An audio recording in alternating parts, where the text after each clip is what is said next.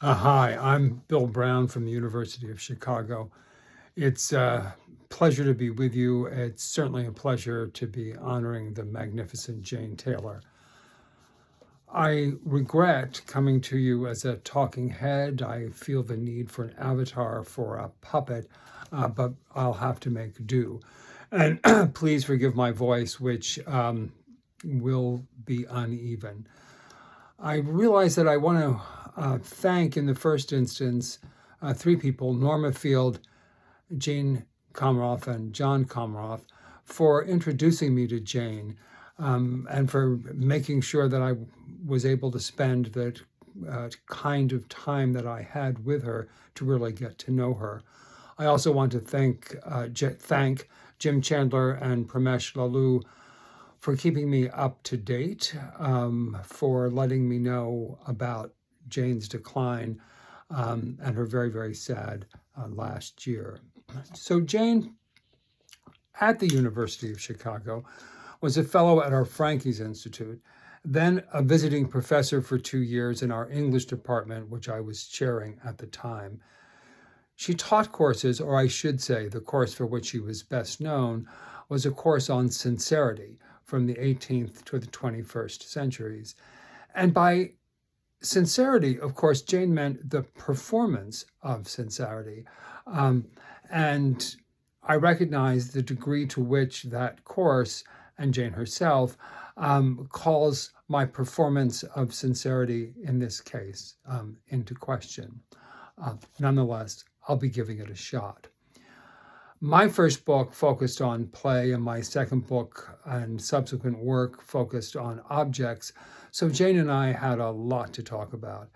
With Jane, more than anyone, the idea of working on objects, developing thing theory, positing object relations in an unexpanded field, these seemed not only natural, but vital and vitalizing, something that she insisted on.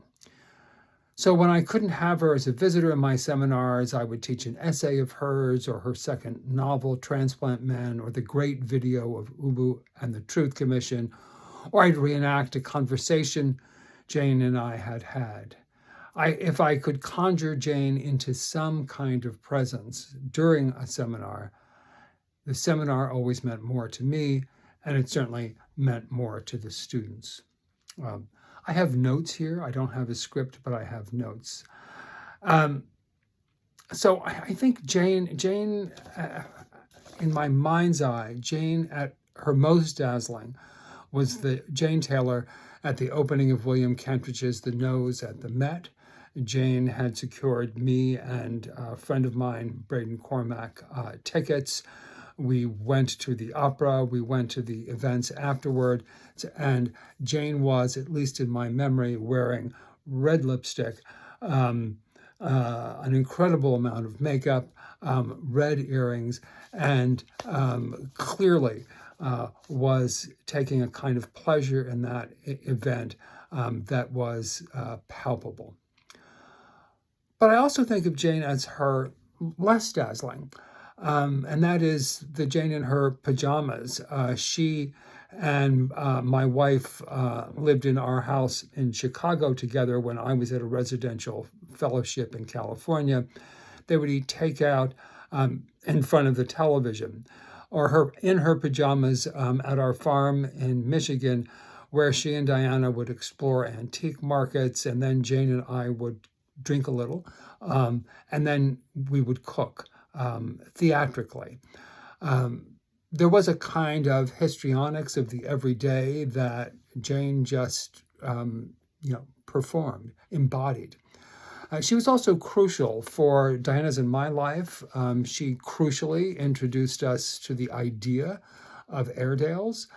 She had two, which we hadn't met, but then Diana and I got two Airedales, which Jane loved. We also talked about flowers, and we talked about politics. And one of the most memorable moments for me was a night, very late at night, about 11:30 our time, when Jane phoned, crying to the point where I found it very difficult to know what she was talking about, and then did figure it out. and she was phoning because Obama had won the first of his presidential elections. She was overwhelmed, as was I, as was much of the world. So I feel as though these sorts of talks should have 3 parts, 3 scenes. This doesn't. This has 2 scenes, and then it has 2 emails from Jane, which, at least to me, convey a lot of who Jane Taylor was and still is for me. So, long time ago, right after Jane began teaching at the University of Chicago, Diana and I accepted Jane's and David's invitation to visit them in South Africa with our daughter and with our nephew in tow. We stayed at the wonderful Simonstown House, walking their Airedales with the strict instructions that the Airedales were not to chase the penguins. We went to Cape Town and to Stellenbosch. We also went to Kruger Park, and Kruger Park had not been on my list of things to do. I wanted to go to Joburg, and we did go to Joburg, but David and Jane insisted that we go to Kruger Park, which was, of course, worth every second of the experience. And David, for whom the park has been the center of his scholarly career, was an unbelievable guide, so impressive, showing us the landscape, the details of the landscape, and finding for us elephants and giraffes and lions that we'd wanted to see, also birds. And it became clear when we turned our attention to birds, yellow-billed hornbills, the crested barbet, a black-headed oriole, that Jane also did the audio. So if you saw the oriole, David would say, that's a black-headed oriole. Jane, against the law, as it were, against regulations, would roll down the window and say, oh, the oriole sounds like this. And she would start twittering and tweeting and whistling, to which one could only think, oh my gosh, the hornbills and the barbet and the orioles were saying to one another, listen, that fun Jane Taylor is back in the park. That's always the way I felt whenever Jane reappeared in Chicago or when I had a chance to be with her, either in Cape Town or in Leeds or in New York. She had a command of the oral, of the phonetic, lurid. That's positively lurid. That was absolutely irrepressible. So as you all know, because you got email from Jane, you would get emails from Antwerp and Florence and Berkeley and London and New York and all sorts of places. And I wanted to share one of those. It was a very different moment in the history of our nation state's political life, October 25th, 2020. I just had a stem cell transplant after a cancer diagnosis, and we were in the midst of the pandemic. Jane writes, this is so profoundly melancholy a report. It is hard to comprehend that you are prohibited from being anywhere in touch with soil or plants. What does this say about our melancholy circumstances? Are you denied red wine and fermented cheese also? Of course, the opening line of Godot is, nothing to be done. Can that be so? I've been exploring Beckett's Godot as a meditation on homelessness and the servitude to accumulation under capitalism. Beckett's long and steady exploration of Africa, servitude, and empire have come so clearly into focus. What an anxious 2 weeks await us all. This was before our next election. Have you watched My Octopus Teacher on Netflix? It is filmed in my little bay by a marine biologist 3 doors away, and it has substantial radiance. Love, Jane. What I love about this is the convergence of human one-to-one empathy, attention to the political world, and attention to aesthetics and to the politics of aesthetics embedded in Beckett's great play. But also, of course, her faith in the substantial radiance of the natural world. My next scene is at the University of Leeds. I was in London, teaching in London, and went up to Leeds to give a talk there. and saw Jane in her office, and she was delighted to be occupying the office that was once J.R.R. Tolkien's office. She spent a lot of time talking to me about the layout of the space, also a lot of time talking to me about Tolkien's local references. But it was also there that she introduced me to one of her wooden primates, one of those primates that would appear later, 2018, in Ne'er So Much the Ape. And in this case, what was absolutely arresting was the persistence of the animation that she could not step away from.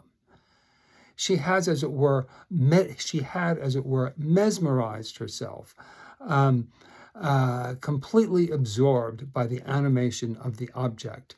And I took that to be a gem of an image for understanding how powerfully it was that Jane thought through the object world. So, a more recent email. She writes, this is sometime in 2021, I am planning to apply for a Newbery Fellowship. The Newbery Library in Chicago is what she's talking about. They have a great collection of Conan Doyle arcana, and I'm working on the intersection of magic, religion, science, and evidence in empire through Doyle's idiosyncratic career as writer, advocate, imperial apologist, and spiritualist. In particular, his engagement in South Africa. I am planning a book, but also some bits of performance. It would be a chance for us to get together and play. The chance to get together and play, that was a chance that Jane was always looking for, not just with me, but for so many of her interlocutors and collaborators. I wanted Jane to come and play in Chicago, yes, at the Newbery, but also at the Gray Center for Arts and Inquiry. She wanted me to play with her at the Center for Kinetic Objects. She wanted me to play with Basil and Adrian. You will have to come, she'd say, and she would wrote, you will come. Shall we begin to think together? She always wanted to know whether we would begin, and I loved that about her sense of futurity. The future tense was a wonderful thing. And the future without Jane is less wonderful, although I still plan to conjure up some version of her in my seminars. And it is a future to which in so many registers she has helped to shape. Thanks so much. I hope you all have a wonderful day. I know Jane would be.